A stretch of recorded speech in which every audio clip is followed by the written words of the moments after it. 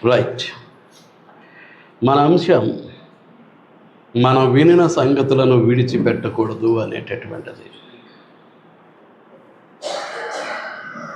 వినిన సంగతులు విడిచిపెట్టకూడదు. కనుక వినిన సంగతులను ఎంతవరకు మన జీవితంలో అనుసరిస్తూ ఉన్నాం, ఎంతవరకు నెరవేరుస్తూ ఉన్నాం, ఎంతవరకు వినిన సంగతులు క్రియాశీలకంగా మన జీవితంలో ఆవిష్కరింపబడుతూ ఉన్నాయి. వినిన వాక్యానికి మనం నడుచుకునే విధానానికి సంబంధం లేదు అనుకోండి, వినటం వల్ల ఏంటి ప్రయోజనం? అంచేతనే దేవుడు హెచ్చరిస్తూ ఉన్నాడు హెబ్రీ గ్రంథకర్త ద్వారా, వినిన సంగతులను విడిచిపెట్టవద్దు అంటున్నాడు. విడిచిపెట్టిన వాడు ఏమవుతాడట? కొట్టుకుపోతాడట. ఏం చేస్తాడు? కొట్టుకుపోతాడు. ఎక్కడికి? లోకంలోకి. ఎక్కడ కొట్టుకుపోతాడండి? లోకంలో కొట్టుకుపోతాడు. లోకం సాతాను యొక్క అంధకార సంబంధమైనటువంటి అధికారం క్రింద ఉన్నది అనేది మనకందరికీ తెలుసు. ఇక ఆ లోకం ఎక్కడికి పోద్ది? అగ్నిగంధకాలతో మండే అగ్నిగుండానికి కొట్టుకుపోద్ది. ఇక కొట్టుకుపోవటమే. అంచేతనే హెబ్రీ పత్రిక 2:1 కావున మనము వినిన సంగతులను విడిచిపెట్టి కొట్టుకొని పోకుండునట్లు వాటి యందు మరి విశేష జాగ్రత్త కలిగి ఉందము. ఏ విశేషణాలు వాడాడో మీరు గమనించాలి. వాటి యందు మరి ఒక విశేషణం, విశేష అనేది మరొక విశేషణం. వాటి యందు మరి విశేష జాగ్రత్త కలిగి ఉండవాలి. మరి మీరు వింటున్నటువంటి సంగతుల పట్ల ఎంత విశేషమైనటువంటి జాగ్రత్త కలిగి ఉంటున్నారు అనేది మీకే తెలుసు. ఆ తర్వాత మనం నేర్చుకున్నటువంటి బోధకు వ్యతిరేకంగా భేదములను ఆటంకములను కలుగజేయవారిని కనిపెట్టి యుండుడి, వారిలో నుంచి తొలగిపోవుడి అంటాడు రోమాపత్రిక 16:17. కాబట్టి నేను భేదములను ఆటంకములను కలుగజేసేవారిని గురించి నేను మాట్లాడట్లేదు. మనం నేర్చుకున్నటువంటి బోధకు వ్యతిరేకంగా నడుస్తున్నామా అనే దాని గురించి నేను అంతవరకే తీసుకుంటున్నాను ఆ వచనాన్ని. రోమాపత్రిక 16:17. రోమాపత్రిక 16:17. సహోదరులారా, మీరు నేర్చుకున్న బోధకు వ్యతిరేకముగా భేదములను ఆటంకములను కలుగజేయవారిని కనిపెట్టి ఉండుడని మిమ్మును బ్రతిమాలు కొనుచున్నాను, వారిలో నుండి తొలగిపోవడి. అది వేరే సంగతి. తర్వాత అసలు ముందు మనం నేర్చుకున్నటువంటి బోధకు వ్యతిరేకంగా జీవిస్తున్నామా, అనుకూలంగా జీవిస్తున్నామా?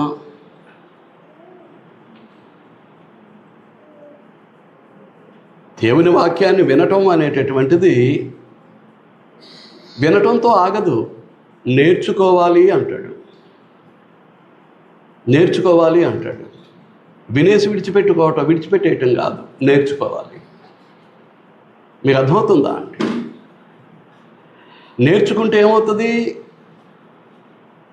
ఇర్మియా గ్రంథం 31:31-34 వరకు వ్రాయబడినటువంటి సంగతులు మనలో నెరవేరుతాయి. అవి మన మనసుల్లో ఉంచబడతాయి. హృదయాలు అనేటటువంటి మెత్తని పలకల మీద వ్రాయబడతాయి.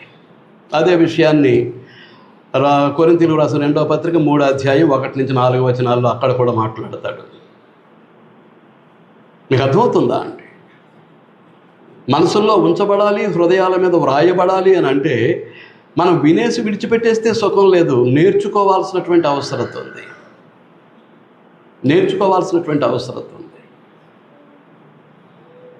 నేర్చుకోవటం అనేటటువంటిది దేని ద్వారా సాధ్యమవుతుంది? To study. ఇప్పుడు పిల్లలు ఉన్నారు, క్లాసులో టీచర్ కానీ లెక్చరర్ కానీ పాఠం బోధిస్తున్నాడు అంటే చాలా శ్రద్ధగా వినాలి. ఎలా వినాలి? నేర్చుకునేటట్లుగా వినాలి. మీరే టీచర్నైనా అడగండి. మనకే టీచర్స్ ఉన్నారు, విద్యావంతులైనటువంటి టీచర్స్. వాళ్ళని అడగండి. ఇంచుమించుగా ఒక లెసను లెక్చరర్ కానీ టీచర్ కానీ టీచ్ చేస్తున్నాడు అని అంటే 80% వినికిడిలోనే వచ్చేయాలండి. 80% వినికిడిలో ప్రింట్ అయిపోవాలి, మనసులోనూ హృదయంలోనూ. మిగిలిన 20% ఇంటి దగ్గర చదివేది. ఆ విధంగా క్లాసులో పాఠాన్ని వినలేకపోతే అనుకున్నటువంటి మార్కులు స్కోర్ చేయటం జరగదు. అనుకున్న దానికంటే మార్కులు తక్కువ వస్తాయి.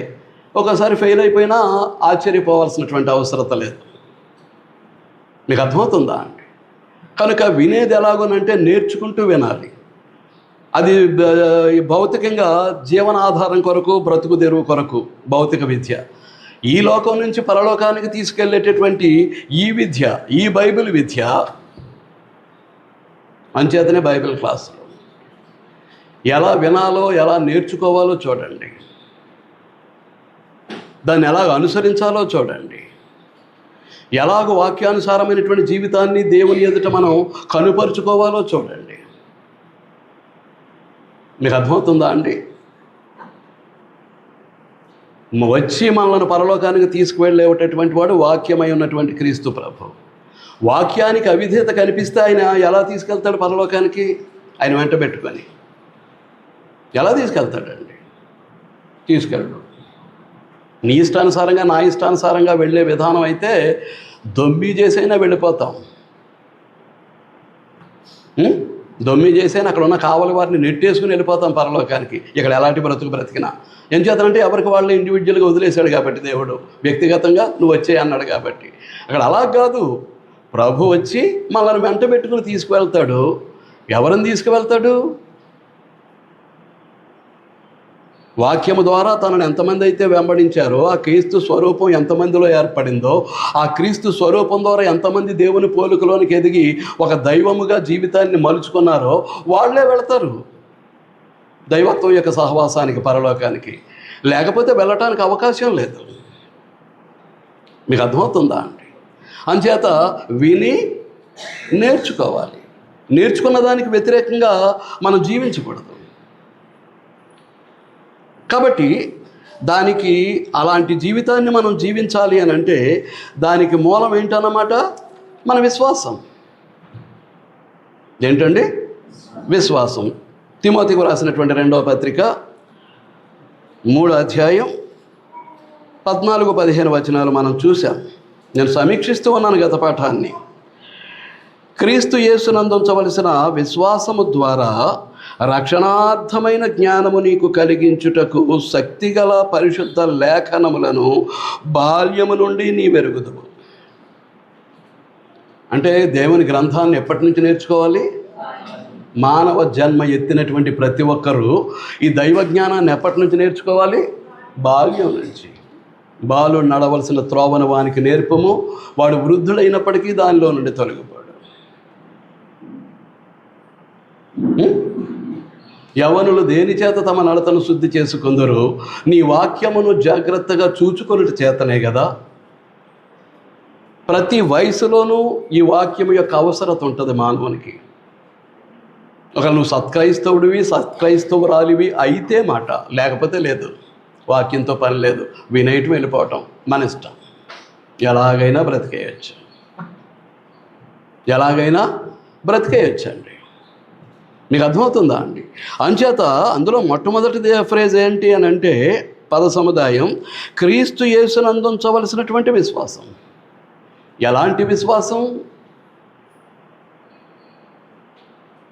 అసలు ఫస్ట్లో వినుట వలన విశ్వాసం.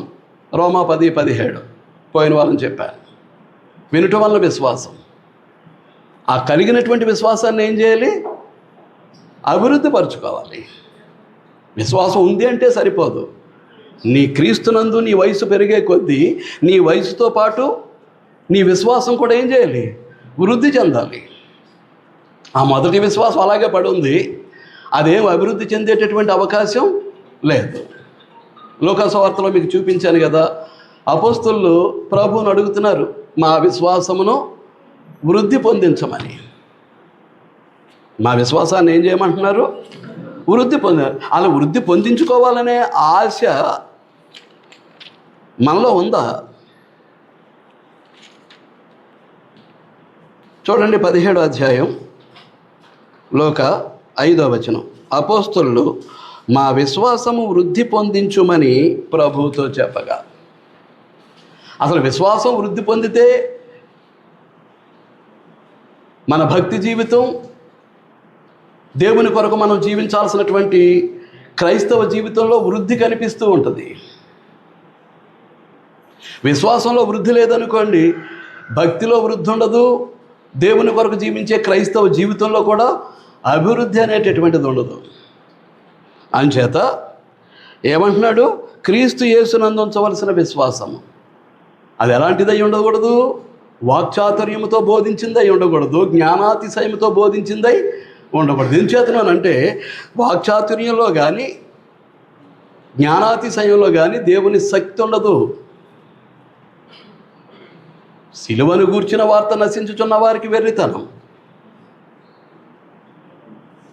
రక్షింపబడుచున్నటువంటి మనకైతే దేవుని శక్తి. కొరింథీయులకు రాసిన మొదటి పత్రిక 1వ అధ్యాయం 18వ వచనం. కనుక దేవుని శక్తి మనం నేర్చుకునే వాక్యంలో ఉంది. ఆ శక్తిని మనం ఎంతవరకు పొందగలుగుతున్నాం? ఆ శక్తితోటే సాతాన్ని ఎదిరించాలి, సాతాన్ని అనుక్షణం కూడా ఓడిస్తూ ఉండాలి. ఆ విజయాన్ని తండ్రి అయినటువంటి దేవునికి, ప్రభు అయినటువంటి క్రీస్తుకు ఆపాదిస్తూ విజయోత్సవంతో మన జీవితాన్ని దేవునికి మహిమకరంగా నడిపించుకోవాలి. ఓడిపోతూ చస్తూ బతుకుతూ అలాంటి బ్రతుకు క్రీస్తునందు దేవుని కొరకు మనం బ్రతకూడదు. ఓడిపోకూడదు. జీవితంలో చచ్చి బ్రతికేటటువంటి క్షణాలు మన జీవితంలో సంభవించకూడదు. మన తండ్రి సజీవుడు, మన ప్రభు సజీవుడు, మనము సజీవుడైనటువంటి యేసుక్రీస్తు యొక్క పరిశుద్ధ శరీరమునందు ఆ మృత స్థితికి వెళ్లకుండా తప్పులు చేసి పాపాలు చేసి దేవునికి వ్యతిరేకమైనటువంటి వాక్యానికి విరుద్ధమైనటువంటి జీవితాన్ని జీవిస్తూ చస్తూ బతుకుతూ వెళ్ళేటటువంటి బ్రతుకు మనకు ఉండకూడదు అని అంటే మన విశ్వాసం ఎలా ఉండాలి? దేవుడు కోరుకున్నట్టుగా ఉండాలి. అది మనుషుల జ్ఞానాన్ని ఆధారం చేసుకుని ఉండకూడదు. దేవుని శక్తిని ఆధారం చేసుకుని ఉండాలి. చూడండి, కొరింథీయులకు రాసిన మొదటి పత్రిక 2వ అధ్యాయం. కొరింథీయులకు రాసిన మొదటి పత్రిక 2వ అధ్యాయం మొదటి నుంచి చదివేస్తున్నాను. సహోదరులారా, నేను మీ యొద్దకు వచ్చినప్పుడు వాక్చాతుర్యముతో కానీ జ్ఞానాతిశయముతో కానీ దేవుని మర్మమును మీకు ప్రకటించుచూ వచ్చిన వాడను కాను. నేను క్రీస్తు యేసుననగా సిలువ వేయబడిన క్రీస్తును తప్ప మరి దేనిని మీ మధ్య నెరుక్కుందనని నిశ్చయించుకుంటేని, మరియు బలహీనతతోనూ భయముతోనూ ఎంతో వణుకుతోనూ మీ మధ్య ఉంటేని. మీ విశ్వాసము మనుషుల జ్ఞానము ఆధారము చేసుకొనక దేవుని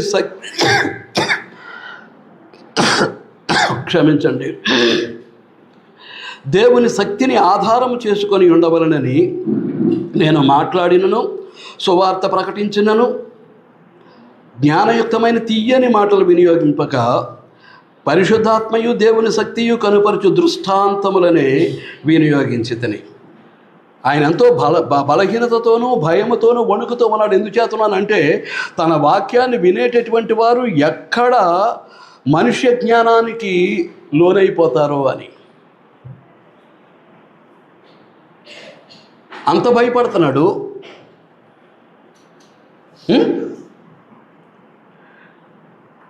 అంత వణుకుతూ ఉన్నాడు. ఎవరు? పౌలు.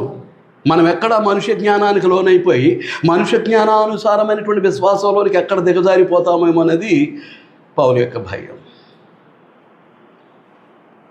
మనుషులుగా మనకే పుట్టొచ్చు వాక్యానికి విరుద్ధమైనటువంటి ఒక ఉద్దేశ్యం, ఒక దృక్పథం, ఒక తలంపు, ఒక ఆలోచన మనకే కలగచ్చు. లేదు పక్కోళ్ళు గోకొచ్చు. పక్కోడు ఇది ఎలా కాదు, అలాగ ఎలాగని వాక్యానికి విరుద్ధంగా కొన్ని భావాలు మనకు అందించాడు అనుకోండి, ఏం జరుగుతుంది?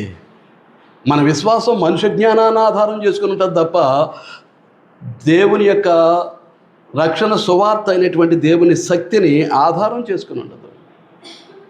సిలువను గురించిన వార్త దేవుని యొక్క శక్తి, దాన్ని ఆధారం చేసుకుని ఉండాలి. మీకు అర్థమవుతుందా అండి? ఏంటంటే కనుక క్రీస్తు యేసునందు ఉంచవలసిన విశ్వాసం తిమోతికి రాసినటువంటి 2వ పత్రిక 3వ అధ్యాయం 14-15 వచనాలు కలిపేశాడు కదా. క్రీస్తు యేసునందు ఉంచవలసిన విశ్వాసము ద్వారా రక్షణార్థమైన జ్ఞానము నీకు కలిగించుటకు శక్తిగల పరిశుద్ధ లేఖనములు. చెప్పానుగా, భాషాపరంగా రక్షణార్థమైన. దేవుడు నాకు అనుగ్రహించినటువంటి దైవజ్ఞానాన్ని అనుసరించి నేను జీవిస్తూ ఉన్నాను. దేవుని యొక్క రక్షణను పొందటానికి నేను యోగ్యుణ్ణి, అర్హుణ్ణి, యోగ్యురాల్ని, అర్హురాల్ని. నా రక్షణ నాకు ఇచ్చే తండ్రి, అర్థించగలిగేటటువంటి, అడగగలిగేటటువంటి రక్షణార్థమైన జ్ఞానం. నీ వాక్యాన్ని నేర్చుకుంటున్నాను, వాక్యానుసారమైనటువంటి జీవితాన్ని జీవిస్తున్నాను. ఎక్కడా నా జీవితంలో నుంచి దేవుని యొక్క వాక్యంలో నుండి ఒక సున్న కానీ పొల్లు కానీ పోయటానికి అవకాశం లేనటువంటి జీవితాన్ని జీవిస్తున్నాను. కాబట్టి నీ రక్షణ పొందటానికి నేను యోగ్యుణ్ణి. అర్థించగలగాలి. అట్టి స్థితిలో మన ఆత్మీయ జీవితం ఉండాలి ప్రభు అయినటువంటి యేసుక్రీస్తునందు.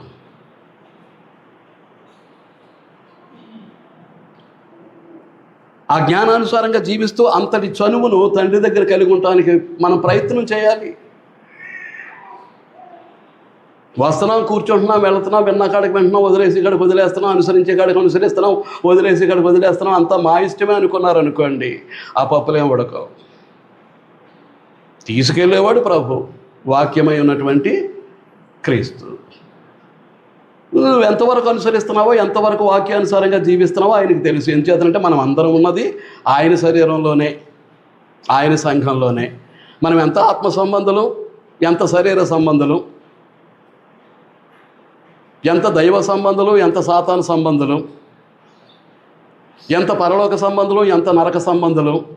అనుక్షణము కూడా మన మీద పరిశీలన జరిగిపోతూనే ఉంటుంది, పరిశోధన జరిగిపోతూనే ఉంటుంది. మనం ఎవరు అనేటటువంటిది ఈ దైవత్వానికి పూర్తిగా తెలుసు. డాబాయించడానికి, వాదించడానికి అవకాశాలు ఉండవు. కాబట్టి రక్షణార్థమైనటువంటి జ్ఞానాన్ని కలిగించుటకు శక్తిగల పరిశుద్ధ లేఖనములు. రక్షణార్థమైనటువంటి జ్ఞానాన్ని మనకు కలిగించటానికి శక్తి కలిగినటువంటి పరిశుద్ధ లేఖనములు. అంచేత చెప్పాను కదా, సిలువను కూర్చున్నటువంటి వార్త నశించుచున్న వారికి వెలుతనుము కానీ రక్షింపబడుచున్నటువంటి మనకు దేవుని శక్తి. అందులో వాక్చాతుర్యం ఉండదు, జ్ఞానాతిశయం ఉండదు. మనుషుల జ్ఞానంతో పని లేదు. ఇంతటి జ్ఞానాన్ని దేవుడిచ్చిన తర్వాత ఆ జ్ఞానానుసారంగానే మన క్రైస్తవ జీవితం ఉండాలి తప్ప మన ఇష్టానుసారంగా ఉంచుకోవటానికి వీల్లేదు. మీకు అర్థమవుతుందా అండి? ఏమండి? కాబట్టి మనం వినిన సంగతులు విడిచిపెట్టి కొట్టుకుపోతే, నేర్చుకున్నటువంటి బోధకు వ్యతిరేకమైనటువంటి జీవితాన్ని జీవిస్తూ ఉంటే ఎలాగూ దేవునికి ప్రియమైనటువంటి కుమార్తెలుగా ఉంటాం, ఎలాగూ పరలోకానికి, నిత్య జీవానికి, నిత్య స్వాస్థ్యానికి హక్కుదారులమై ఉంటాం, వారసులమై ఉంటాం. అసలు తండ్రి దగ్గర కుమారత్వమే లేనటువంటి మనం ఎలాగూ ఆ పరలోకానికి, నిత్య జీవానికి, నిత్య స్వాస్థ్యానికి మనం హక్కుదారులమై ఉంటాం. అలా ఎందుకు వస్తున్నాము అనేటటువంటిది మనకు తెలుసా?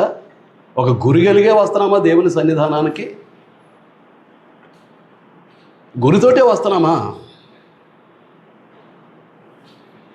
మీరు ఆలోచించాలని మీకు మనవి చేస్తూ ఉన్నా. ఏంటండి రక్షణార్థమైనటువంటి జ్ఞానం? ఆ రక్షణార్థమైనటువంటి జ్ఞానాన్ని కలిగించటానికి శక్తి కలిగినటువంటి పరిశుద్ధ లేఖనాలు. శక్తి కలిగినటువంటి పరిశుద్ధ లేఖనాలు. లేఖనం అనగా లిఖించబడినది, లిఖించబడినది అనగా వ్రాయబడినది. పరిశుద్ధ గ్రంథంలో ఏదైతే వ్రాయబడిందో అది మనకు రక్షణార్థమైనటువంటి జ్ఞానం. పరలోక ప్రవేశానికి మనల్ని నడిపించేటటువంటి జ్ఞానం.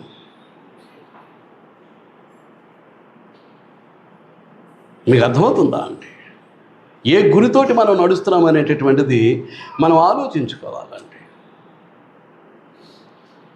మీకు అర్థమవుతుందా అండి? అంచేతనే పేతురు ఏమంటాడు, నేను ఈ గుడారములో ఉన్నంత కాలం మీకు జ్ఞాపకం చేయటమే నా పని. చదివాం కదా.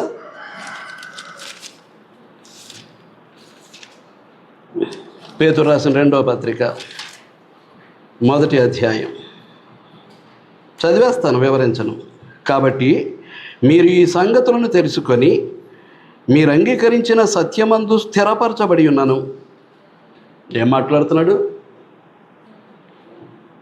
చెదిరిపోయినటువంటి క్రైస్తవులకు ఈ సాధారణ పత్రికను పేతురు రాస్తూ ఏం మాట్లాడుతున్నాడు? మీరు ఈ సంగతులు తెలుసుకొని మీరు అంగీకరించిన సత్యమందు స్థిరపరచబడి ఉన్నాను. స్థిరపరచబడ్డామా? మనం బాప్తిసం పొంది ఎన్ని సంవత్సరాలు, ఎన్ని దశాబ్దాలు గడిచింది? ఎంతవరకు సత్యంలో స్థిరపరచబడ్డాం?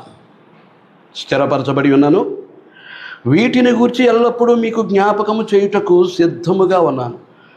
కొత్త కొత్త బోధలు కాదు, విన్నదాన్ని అనుసరిస్తున్నావా లేదా? విన్నదాన్ని అనుసరించే పరిస్థితికి లేదు అని అంటే మరలా మరొకసారి బోధన అవసరం. అదే అంశం. మీకు జ్ఞాపకం చేయటానికి నేను సిద్ధముగా ఉన్నాను. ఏం చేతనంటే అనుసరించట్లేదు, ఇంకా వాక్యానుసారమైనటువంటి జీవితం మనలోనికి ప్రవేశించలేదు. మరియు మన ప్రభువైన యేసుక్రీస్తు నాకు సూచించిన ప్రకారము నా గుడారమును త్వరగా విడిచిపెట్టవలసి వచ్చినని ఎరిగి. ఇది ఉండదు. ఇందులో ఉన్నంతసేపే నా బడాయి. నేను ఎంతసేపు వాక్య పరిచర్య చేసినా, దైవజ్ఞానాన్ని ప్రబోధించినా, నశించిపోయే ఆత్మలు రక్షింపబడటానికి ఎంత కృషి చేసినా ఇందులో ఉన్నంత వరకే. దీన్ని విడిచిపెట్టిన తర్వాత నాకు అవకాశం ఉండదు ఇక. అంచేత ప్రభు అయినటువంటి యేసుక్రీస్తు నాకు సూచించిన ప్రకారము నా గుడారమును త్వరగా విడిచిపెట్టవలసి వచ్చినను ఎరిగి. ఇంకా చనిపోయిన తర్వాత రక్షణ కూడా రాదు. అసంపూర్ణంగానే చనిపోయామనుకోండి, దైవజ్ఞానాన్ని సంపాదించట్లో కానీ, దేవుని వాక్యానుసారంగా జీవించట్లో కానీ అసంపూర్ణంగానే చనిపోయామనుకోండి, అది అసంపూర్ణమే. నీకు క్రీస్తులోనికి క్రొత్త జన్మ ద్వారా ప్రవేశించిన తర్వాత ఎంత ఆయుష్కాలాన్ని ఇచ్చాడో ఆ ఆయుష్కాలాన్ని సద్వినియోగం చేసుకోవటం నీకు చేత కాలేదు. లౌకిక వాటి కొరకే నీ జీవితకాలాన్ని అంతటినీ ఖర్చు పెట్టుకున్నావు తప్ప దేవుని కొరకు ఎలాగో గడపాలో, దేవుని కొరకు ఎలాగో ఈ జీవితాన్ని నడిపించుకోవాలో బాప్తిస్మం అంటే పొందేశానన్నావు, కానీ దేవుని కొరకు బ్రతకటంలో తగినటువంటి కృషి, తగినటువంటి ప్రయాస, తగినటువంటి సాధన లేదు. కాబట్టి అసంపూర్ణంగానే ఉంది నీ ఆత్మ సంబంధమైనటువంటి బ్రతుకు. వయసుకు తగినటువంటి ఎదుగుదల రాలేదు. క్రీస్తులో ప్రవేశించిన తర్వాత ఎంత వయసు పెరిగిందో ఆ వయసుకు తగినటువంటి ఎదుగుదల రాలేదు. మీకు అర్థమవుతుందా అండి? ఏం చేస్తాం? తీసుకెళ్ళిపోతాడా ప్రభు పరలోకానికి? కేవలం క్రీస్తు సంఘ సభ్యులమైనంత మాత్రాన పరలోక ప్రవేశం అసాధ్యం. క్రీస్తు సంఘ సభ్యులుగా మనం ఏం సాధించాం? ఎంతవరకు వాక్యానుసారంగా జీవితాన్ని మలుచుకోగలిగాం? ఎంతవరకు దేవునికి ప్రియమైనటువంటి కుమారులుగా, కుమార్తెలుగా దేవుని చేత గుర్తింపు పొందాం? ఎంతవరకు ఈయన నా ప్రియకుమారుడు, ఈమె నా ప్రియకుమార్తె అని దేవుని చేత చెప్పగలిగేటటువంటి స్థితి మనం ఏర్పరచుకోగలిగాం మన అనుదిన జీవన విధానంలో? ఏమీ లేకుండా వచ్చి కూర్చుండి వెళ్ళిపోయి ఏం చేయటానికి వచ్చి కూర్చుండి వెళ్ళిపోవటం? ఆత్మీయ ఎదుగుదల కొరకు ఏ సాధన లేకుండా. మీరు ఆలోచించండి. ఈ గుడారమును త్వరగా విడిచిపెట్టవలసి వచ్చునని ఎరిగి నేను ఈ గుడారములో ఉన్నంత కాలము ఈ సంగతులను జ్ఞాపకము చేసి మిమ్మును రేపుట అనగా పురికొల్పుట, ప్రోత్సహించుట న్యాయమని ఎంచుకో. ఏది న్యాయమో ఆలోచన చేయండి. మన క్రైస్తవ జీవితానికి పునాది వేసేటప్పుడు దేవుడు చేసిందేంటి? న్యాయమనే కొలను, నీతి అనే మట్టపు గుండు వడంబం. ఈ ఆత్మ సంబంధమైనటువంటి క్రీస్తు సంఘం అనే మందిరం దేవునికి నివాసయోగ్యంగా నిర్మితం అవటానికి ఆయన వాడేటటువంటివి ఏంటి? న్యాయం, నీతి. మనకి ఎంతవరకు న్యాయం? ఇప్పుడు మనం జీవిస్తున్నటువంటి జీవితం దేవుని కొరకు జీవించే జీవితం.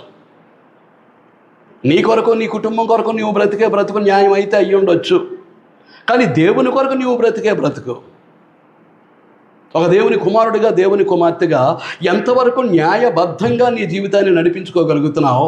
నా జీవితాన్ని నేను నడిపించుకోగలుగుతున్నాను. లేకపోతే ఏం లేదు, లేకపోతే ఏమీ లేదండి. మీకు అర్థమవుతుందా అండి? మనం నడుచుకోవాలి, మన పిల్లలను నడిపించుకోవాలి. మనవలు మనవరాలు ఉంటే వారిని కూడా మన ఆయుష్ ఉన్నంతకాలం ఇక అదే పని. ఉన్న కాడికి తింటాం, దేవుని కొరకు బ్రతకటం, దట్స్ ఆల్, అంతే.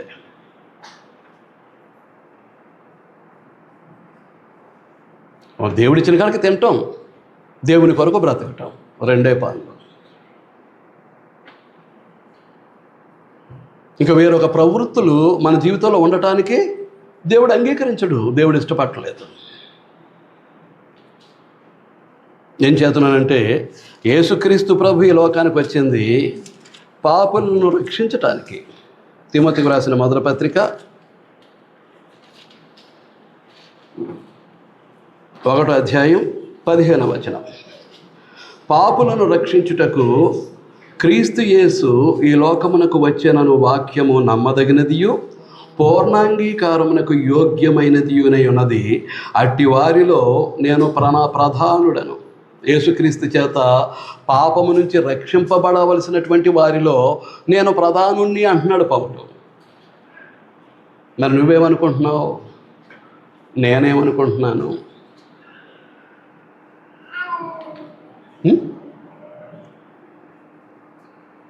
ఏంటండి, ఏమనుకుంటున్నావు? పాపులను రక్షించుటకు క్రీస్తు యేసు లోకమునకు వచ్చెను అను వాక్యము నమ్మదగినది, పూర్ణాంగీకారము నాకు యోగ్యమైనది. నువ్వు నమ్ముతున్నావా? దాన్ని యోగ్యమైందిగా ఎంచుతున్నావా?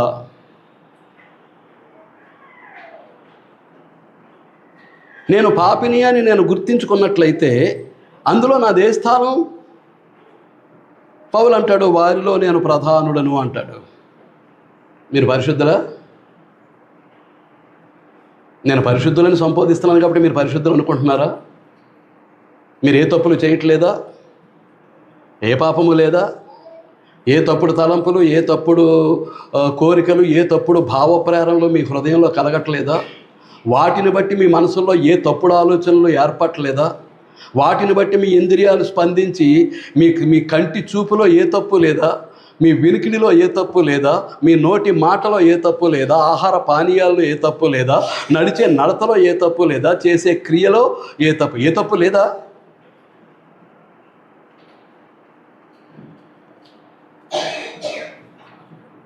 అవును, ఏ తప్పు చేయట్లేదా? వారిలో నేను ప్రధానుడిని అంటున్నాడు, ఇంత జ్ఞానాన్ని మనకి ఇచ్చేసి.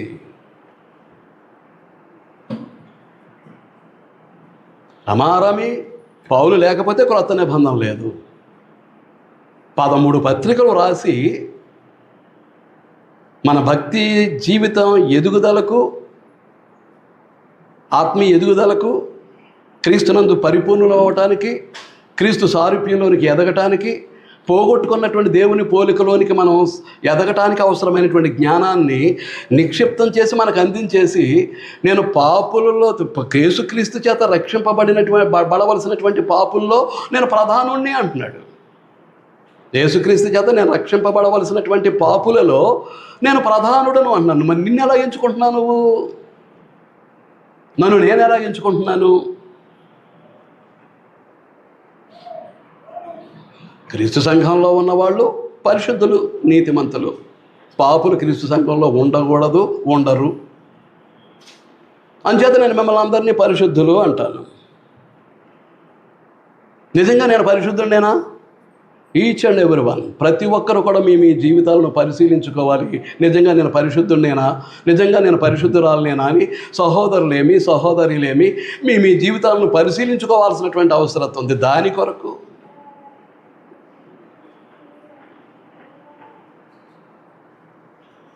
ఇటు సంఘంలో పరిశుద్ధులే ఉంటారు, నేను పరిశుద్ధుడినేనా? కనుక యేసుక్రీస్తు పాపులను రక్షించుటకు ఈ లోకమునకు వచ్చెనను వాక్యము నమ్మదగినదియో పూర్ణాంగీకారమునకు యోగ్యమైనది. కాబట్టి మనం రక్షింపబడ్డాం.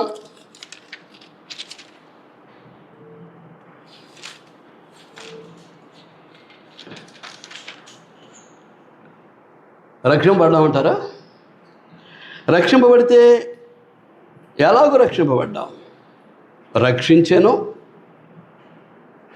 Past tense. పొందినటువంటి రక్షణను ఏం చేయాలి?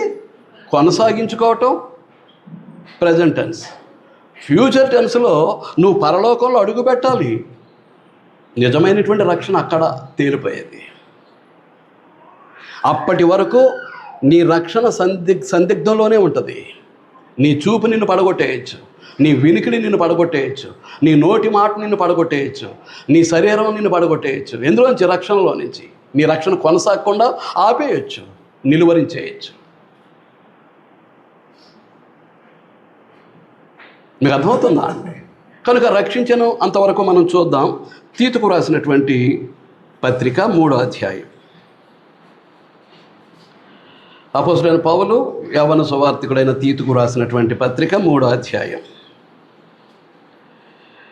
4వ వచనం నుంచి, మన రక్షకుడైన దేవుని యొక్క దయయు మానవుల ఎడల ఆయనకున్న ప్రేమయు ప్రత్యక్షమైనప్పుడు, ఎలాగూ ప్రభు అయినటువంటి యేసుక్రీస్తు రూపంలో ప్రత్యక్షమైంది. నేను మళ్ళా చదువుతున్నాను. మన రక్షకుడైన దేవుని యొక్క దయయు మానవుల ఎడల ఆయనకున్నటువంటి ప్రేమయు ఎక్కడ? సిలువలో యేసుక్రీస్తు రూపంలో ప్రత్యక్షమైంది. లోకపాపమంతా ఆయన మోస్తూ ఉన్నాడు. లోకపాప శిక్షను సిలువలో ఆయన భరిస్తూ ఉన్నాడు. ఆ సందర్భంలో దేవుని దయ ఏంటో, మానవుల ఎడల దేవునికి ఉన్నటువంటి ప్రేమ ఏంటో అక్కడ ప్రత్యక్షపరచబడుతూ ఉంది. విశ్వాసమునకు కర్తయు దాన్ని కొనసాగించు వాడైనటువంటి యేసు వైపు చూచుచు. ఎక్కడికి? సిలువ వైపు. ఏం చూసుకుంటే నడుస్తావో నాకు తెలియదు.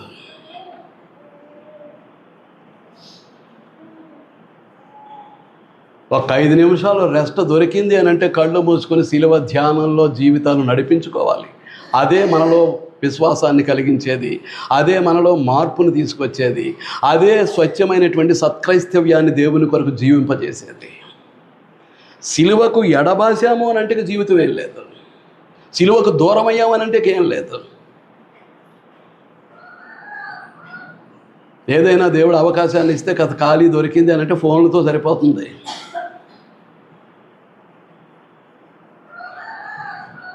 ఇంట్లో పని కూడా, కిచెన్లో పనులు కూడా ఇలా పెట్టుకొని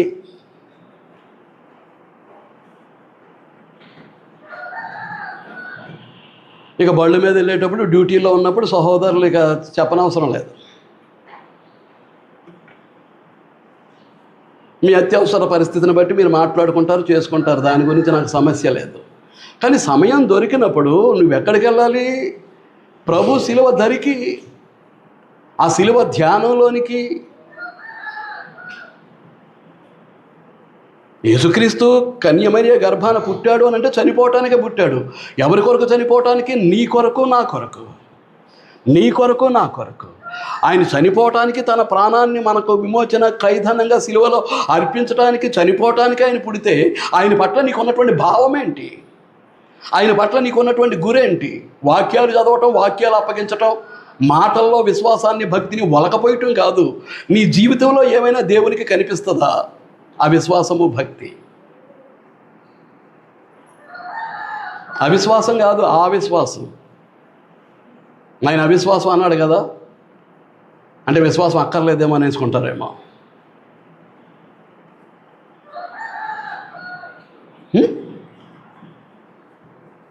ఏంటండి ఎందుకు బ్రతుకుతున్నాం? కేవలం దీనికోసమేనా? వీటి కోసమేనా? ఏమన్నా ఉంటే తగిలించుకోవటానికేనా? ఏమన్నా ఉంటే కట్టుకొని ఊరిక గొప్పలు చెప్పుకోవటానికేనా? దేనికి బ్రతుకుతున్నాం? దేనికి? కాబట్టి మన రక్షకుడైన దేవుని యొక్క దయయు మన మానవుల ఎడలానికి ఉన్నటువంటి ప్రేమయు ప్రత్యక్షమైనప్పుడు, ఎక్కడ ప్రత్యక్షమైందన్నాను? కల్వరి శిలువలో ప్రభు అయినటువంటి యేసుక్రీస్తు రూపంలో పాపులను రక్షించడానికి ఈ లోకానికి వచ్చినటువంటి యేసుక్రీస్తు నీ పాపాన్ని నా పాపాన్ని మోస్తూ శిలువలో వేలాడుతూ ఉన్నప్పుడు, ఆయనలో ఉన్నటువంటి ప్రతి రక్తపు బొట్టు నీ పాపాన్ని నా పాపాన్ని కడగటానికి కారుస్తూ ఉన్నప్పుడు, ఆ మరణ యాతను అనుభవిస్తూ ఉన్నప్పుడు, మనం అనుభవించవలసినటువంటి నరక శిక్ష అంతా కూడా ఆయన శిలువలో భరిస్తూ ఉన్నప్పుడు నీకు అసలు ఆ శిలువ కనిపిస్తుందా? అసలు మనసులోనికి వస్తుందా? నీ హృదయ తలంపులోనికి శిలువ వస్తుందా? రానప్పుడు దేవుని కొరకు బ్రతకటం నీకు చేత కాదు. క్రీస్తు ప్రభు కొరకు బ్రతకటం నీకు చేత కాదు. ఏదో నామకార్థంగా వస్తావు, కూర్చుంటావు, వెళ్ళిపోతావు అంతే. అది మనకు ఆశీర్వాదకరం కాదు. మనము నీతిని అనుసరించి చేసిన క్రియల మూలముగా కాక, ఏమంటున్నాడు? మనము నీతిని అనుసరించి చేసిన క్రియల మూలముగా కాక తన కనికరము చొప్పుననే. ఎంత నీతిమంతులు ఏంటి? ఇప్పుడు బాప్తిసం పొంది ఎన్ని సంవత్సరాలు అయింది? ఇంతవరకు ఎంత నీతి నీలో ఉంది? దేవుని నీతి, నీ స్వనీతి కాదు, నీ దుర్నీతి కాదు, లోకానుసారమైనటువంటి మురికి గుడ్డల లాంటి నీ నీతి కాదు, దేవుని నీతి. మనము దేవుని నీతి అవ్వాలి. మనం ఏమవ్వాలి? దేవుని నీతి. కొరింథీయులకు రాసినటువంటి 2వ పత్రిక 5వ అధ్యాయం 21వ వచనం, ఎందుకనగా మనం ఆయన యందు దేవుని నీతి అగునట్లు పాపమెరుగని ఆయనను మన కోసము పాపముగా చేసెను. నీకు అర్థమవుతుందా? అసలు విషయం అర్థమవుతుందా?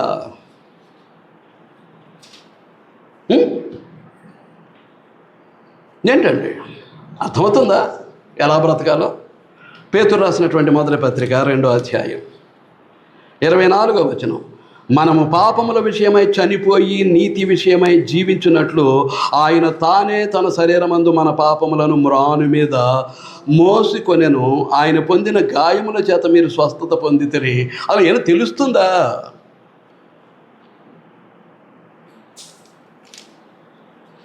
ఏమైనా అర్థమవుతుందా అసలు? క్రైస్తవ జీవితం అంటే దాని విలువేంటో, దాని యొక్క ఔన్నత్యం ఏంటో, దాని యొక్క గొప్పదనం ఏంటో ఏమన్నా తెలుసుకునే క్రీస్తులో మసులుకుంటున్నామా? క్రీస్తు శరీరముగా కూడుకుంటున్నామా? అవును. కాబట్టి మనము నీతిని అనుసరించి చేసిన క్రియల మూలముగా కాక తన కనికరము చొప్పుననే పునర్జన్మ సంబంధమైనటువంటి స్నానము ద్వారా. ఏంటది? బాప్తిస్మం కాదు. బాప్తిస్మం అని అనొద్దు. బాప్తిస్మం అని అంటే బ్యాప్టిజో అనేటటువంటి గ్రీకు పదం నుంచి వచ్చింది బ్యాప్టిజం. దాన్ని హిందీలో బాప్తిస్మా అంటాడు, తెలుగులో బాప్తిస్మము. బాప్తిస్మం అంటే జస్ట్ ముంచబట్టం, మునుగునట్లు చూసుకోవటం. మునిగిది ఏమవుద్ది? ఆ మునిగిన సందర్భంలో నువ్వు పొందింది పునర్జన్మేనా?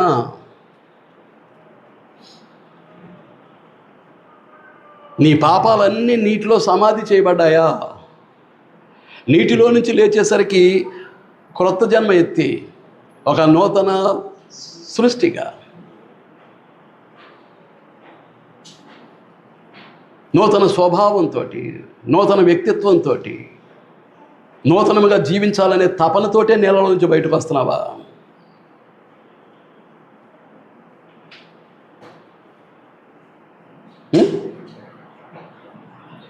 పాత జీవితం యథావిధిగా కొనసాగిపోతుంటుంది, మునికేసి వచ్చేస్తాడు అంతే. పాత జీవితం యథావిధిగా కొనసాగిపోతుంటుంది, ఈయన మునికేసి వచ్చేస్తాడు అంతే. నకశక పర్యంతం తడిపేసుకుని వచ్చేస్తాడు అంతే. మీకు అర్థమవుతుందా అండి? పునర్జన్మ సంబంధమైనటువంటి స్నానం. పునర్జన్మ సంబంధమైనట్టు ఒకటేసి కింద రాశాడు, పునఃస్థితి స్థాపన. ఏంటది? పునఃస్థితి స్థాపన అంటే పాపము చెయ్యకముందు ఏదేని తోటలో ఆదాము ఏ స్థితిలో ఉన్నాడు? ఏ పరిస్థితిలో నెట్టేశాడు? తన సహవాసం నుంచి, తన రాజ్యమైనటువంటి ఏదేని తోట నుంచి ఏ పరిస్థితిలో నెట్టివేశాడు ఆది దంపతుల్ని? అంతకు ముందు ఉన్నటువంటి స్థితి, ప్రతిరోజు చల్లపూట సమయాన్ని దేవుడు రావటం, వారితో కలిసి తోటంతా సంచరించటం, దైవ మానవ సహవాసం కొనసాగుతూ ఏదైనా తోటలో అనుభవించినటువంటి ఆ స్థితికి వెళ్ళాలి క్రీస్తు సంఘంలో. క్రీస్తు సంఘాల్లో దైవ సహవాసం, దైవ మానవ సహవాసం ఆ ఏదైనా తోటలో పాపము చెయ్యకముందు ఉన్నటువంటి స్థితి మరలా తిరిగి పునరుద్ధరింపబడాలి. పునరుద్ధరించడానికి నోవాహు వాడును వాడుకున్నాడు, ఫెయిల్డ్. ప్రత్యక్ష గుడారాన్ని వాడుకున్నాడు, failed. The last trial of God to have a fellowship with a man, the church of Christ. క్రీస్తు సంఘం దేవుని యొక్క చివరి ప్రయత్నం. మానవునితో సహవాసం చేయటానికి, మానవునితో కలిసి బ్రతకటానికి, కానీ మానవునితో కలిసి నడవటానికి దేవుని యొక్క చివరి ప్రయత్నం. కనుక నీ పాపాలనన్నీ సమాధి చేసేసి నూతన జీవితాన్ని ఆరంభించి ఆ నూతన సృష్టిగా క్రీస్తులో కొనసాగుతూ ఉంటే పునఃస్థితి స్థాపన. పూర్వపు ఆదాము ఆ పండు తినకముందు, దేవుని యొక్క ఆజ్ఞను అతిక్రమించకముందు ఏ స్థితి ఉందో ఆ స్థితి మరలా తిరిగి పునఃస్థితి స్థాపన, దైవ మానవ సహవాసం కొనసాగటానికి దేవుడు చేసిన ప్రయత్నం క్రీస్తు యొక్క పరిశుద్ధ శరీరమైనటువంటి క్రీస్తు సంఘ సభ్యత్వం. చెప్పుకుంటే సరిపోయేది కాదు కదా, జీవిస్తే ఆ విలువలు వస్తాయి.